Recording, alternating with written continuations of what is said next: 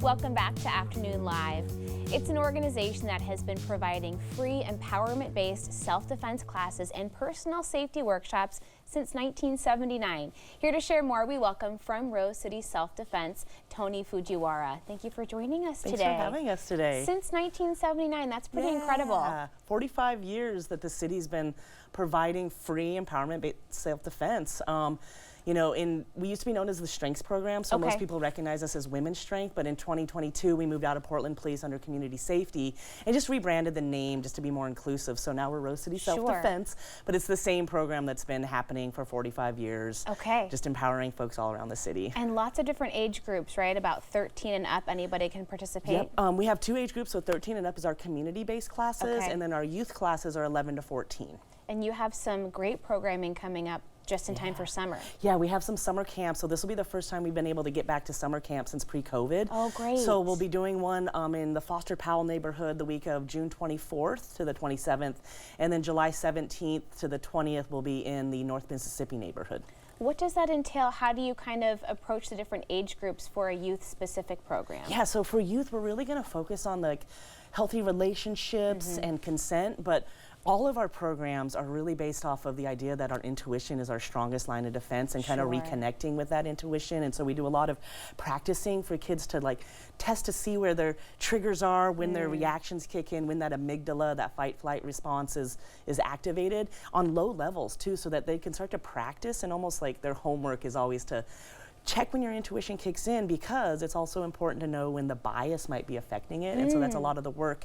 So that's kind of like with kids, we really lean into that and give them a lot of time to practice that, learning how to connect to your intuition. That's a lot to learn. Yeah. But I think it makes you a great citizen of the world too, when you can kind of listen to your own thoughts and feelings and relate those to your surroundings. Absolutely, right? I mean, the more we can stay connected, the more we can like bring back communities. What can somebody expect, either youth or an adult age group, if they come to a class for the first time? Oh, it's so cool. So when I took this course, the first time was last year, and I admittedly was like, oh, I coach rugby, you know, this will be fine. And it's so different than just a big guy scary suit coming in. What they're going to lean into is all the tools that you have to keep yourself safe, and then the, okay, you've done everything you can, now somebody needs to find out part of it. And so that's what you can expect, is like a lot of talking about how to be assertive and set boundaries, how to de-escalate situations, what are our escape options when things start to become very dangerous, and then when is, you know, with our last line of defense, when is it time to use self-defense? How can we incapacitate quickly and get out of there? Do some people have a hard time asserting themselves to begin with because we want to be nice and we don't want to maybe place judgment in the wrong place, but we have to protect ourselves too? And that's why it's so important to reconnect to our intuition, because that's going to tell us what to do next, right? And so that takes away, one of the big parts of our class is reminding folks that we don't have to say please and thank you, that those are earned for people that we want to maintain relationships with. But if our safety is really being threatened, we can assert a boundary without saying please, and know that we have a right to that boundary, right? Really reminding folks that you have a right to that space, you have a right to feel safe, and you have a right to defend yourself. I love that. Gosh, do you have people who come in kind of similar to what you described before, thinking, I can handle this, no big deal, but they're really surprised at sort of the totality of the whole thing? Right, and realizing, you know, that how to be really explicit, right, and not make requests, but actually set boundaries, and how to recognize what response you get and let that drive your next decision, right? Because like boundaries really reveal those intentions. But reminding ourselves how to be like assertive internally too. What are we saying to ourselves to remind ourselves that we're capable of doing this?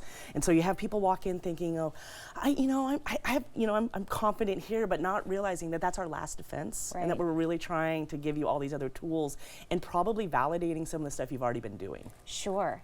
Okay, let's talk about a couple of strategies if you do find yourself in a situation where you maybe need to go on the defense. You have a couple of things you can show us? Okay. Yeah, so first off, right off the bat, right, as soon as that intuition kicks in, we're going to take a deep breath, right? Because we need to make sure we're getting oxygen. So just in here, and we're going to take a deep breath, and then we're going to let our intuition drive it. And if somebody were to say, grab your wrist, it could be a gentle, you want to stand up real fast. Okay, so it could be a gentle, there's two different things. I could be just like a friend going, come on, you're coming, right? And you're like, no.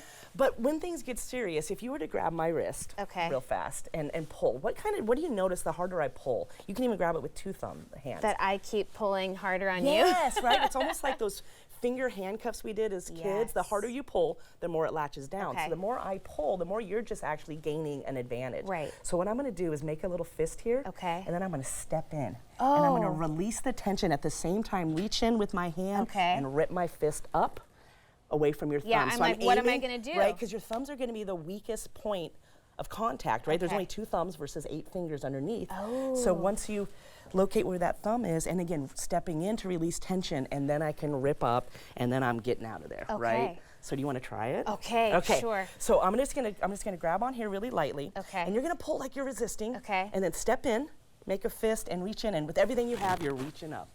Yeah. Okay. And again, adrenaline's gonna really be kicking in. So as that happens, you're gonna use all of your legs and rip with everything you have out. Okay. Okay, so one and more you time. have to kind of do the muscle memory, so in the moment you know what to do. It. And that's why we offer a lot of practice time in our classes. Okay, so I'm gonna start to pull. Yep, and now you step in, make a fist, and rip with everything you have. Yes, I'm that's outta it. here.